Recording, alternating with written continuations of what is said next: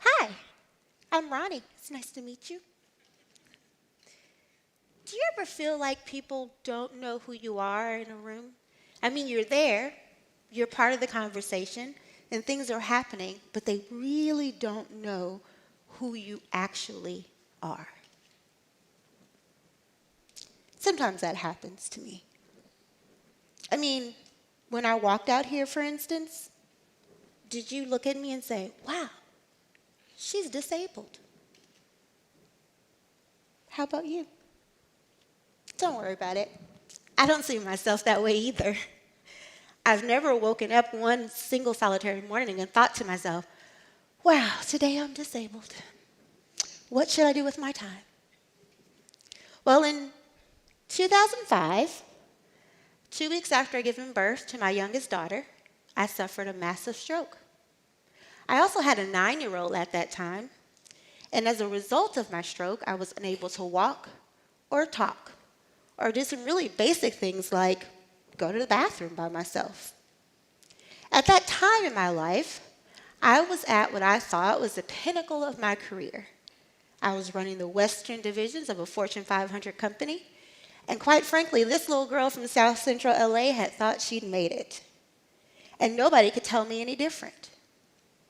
So in this situation, if you can imagine, the vulnerability and the feeling of loss of not even being able to take care of your new baby, let alone be able to be the supporting mom that I wanted to be to my older daughter either.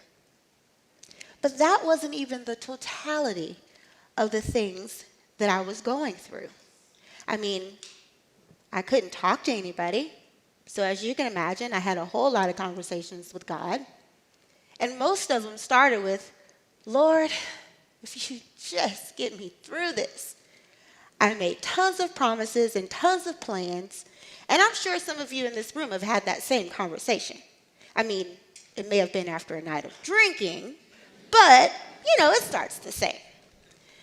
So during this time, I was holding on to my faith. I mean, really clinging to my faith.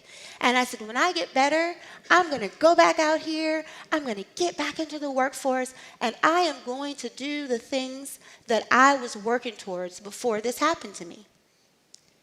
So as you can imagine, my employer checked in from time to time on my progress. They would call, and my grandmother would say, baby, she can't even talk to you right now. I don't know when she's coming back to work.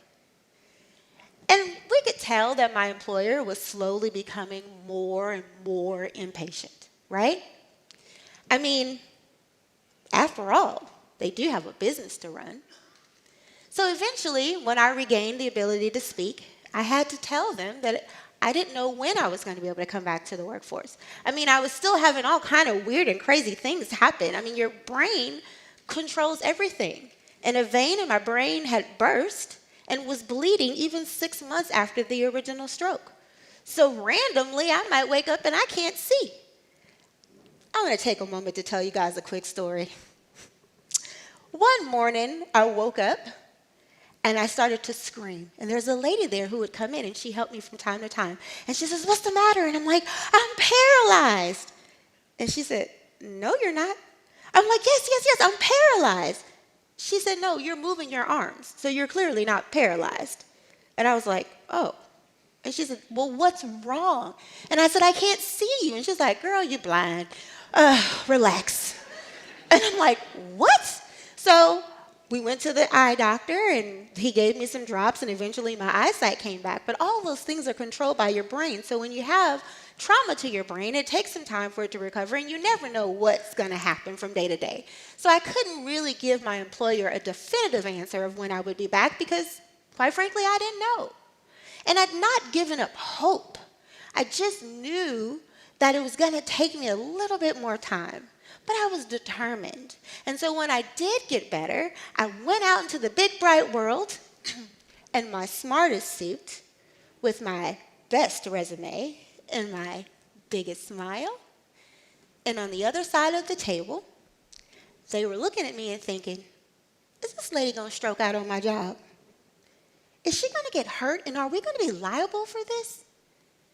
And I knew that this is what they were thinking, right? I mean, it stands to reason that they should at least question what's going to happen if they give me this employment opportunity. So with that being said, I applied for job after job, went to interview after interview, but nobody would hire me. And so then I had to assess my skill sets. Now, luckily, I could cook. My grandmother and my great-grandmother had always put me in charge of desserts on all the holidays. It wasn't great for my figure, but it really did boost my skill set. So I started cooking. First, I cooked anything anybody asked me to cook for money, and then eventually I realized that baking was my niche. So I became addicted to Food Network. I learned how to use fondant and do 3D cakes, and I was lucky enough to be on the path of entrepreneurship, which has led me to many wonderful things that I probably would not have explored had I been back in the workforce in the traditional manner that I was before in my corporate America job. So I am grateful for that, but there are a lot of people who are not as lucky as I was. And so you ask me, what do these people look like? Well, they look like the mom who decided not to go back to work right after she had her children because she wanted to spend time with them. Yes, they do look like reentry candidates that are coming back and wanting to assimilate back into the workforce. And they might even look like veterans who are transitioning out of the military and they need to get into civilian work life, right? They really look like anybody who has an unexplained gap in their employment, or maybe something on their resume that doesn't quite jive. So before I leave here today, if I can, I'd like to ask maybe you and maybe even you a favor or two. I'm going to ask you to do 3 things. The first thing I'm going to ask you to do is peel back the layers of the onion. I want you to start to pull back all those things that make you who you are until you get deep down to the most vulnerable part of you. Oh, you know the part I'm talking about. The part that you don't want people to know about, that you're hoping nobody asks when you go into the interview. Yep, that's the part. I see it in your face.